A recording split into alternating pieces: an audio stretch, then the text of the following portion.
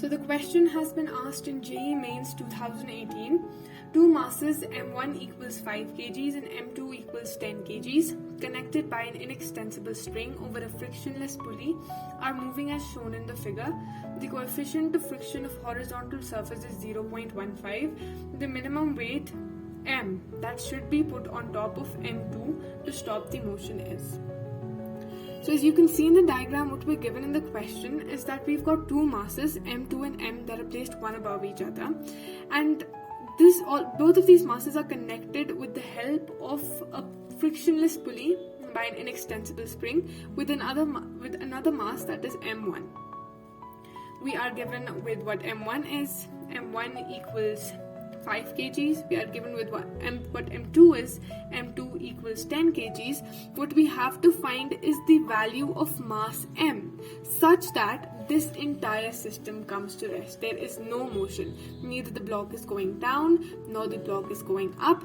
The entire system should be at rest, and we have to find the mass of this block M at that particular condition. Now, if you look at the forces that are acting inside the system, is that for mass M1, we're going to have M1G, that is gravity pulling the mass downwards, and tension that's going to act in the opposite direction because of the string itself.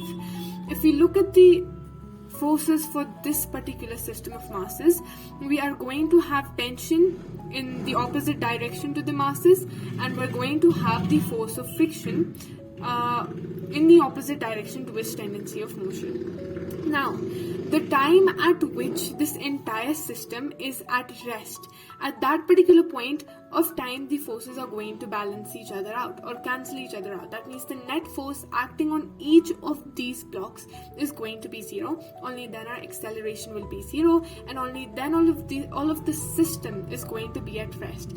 Now, if we look at the first part of this arrangement, we're going to have mass M1, and both of the forces that are acting on this block of mass M1 are going to be equal and opposite, in fact, such that the net force acting on this block is zero. Only then will the block be at rest. So tension has to be equal to M1G. So this is the first part, and we're going to name it equation 1. The second part of this arrangement is this entire block M1, M and M2.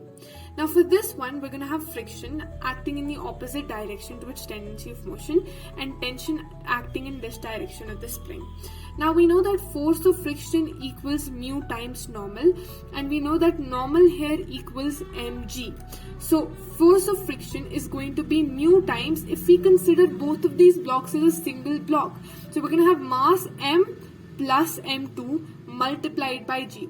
So force of friction is going to be mu into M plus M2 multiplied by G. Right?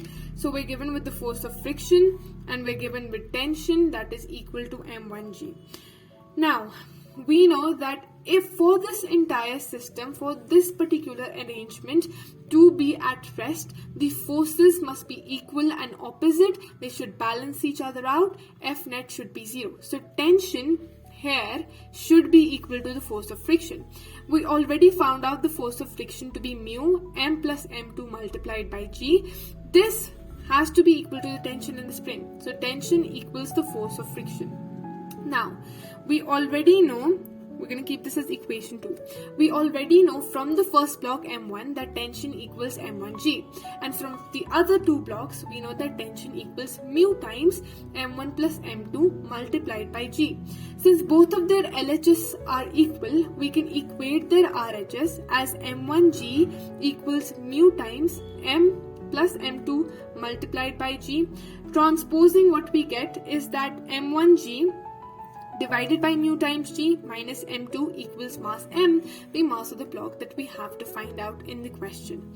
So M1 minus mu times M2, because we found their LCM to be mu, we multiplied that with mass M2, we got M1 minus mu times M2 divided by mu equals the block of mass M.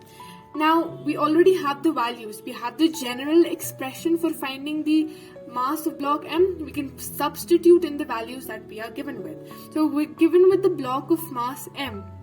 It's M1 the mass m1 is 5 minus the coefficient of friction between m and m2 is 0.15, and mass m2 is given to be 10 kgs divided by the coefficient of friction, that is 0.15. This is 5 minus 1.5 divided by 0.15, and the mass of the block that we get from this particular equation is 23.33 kgs.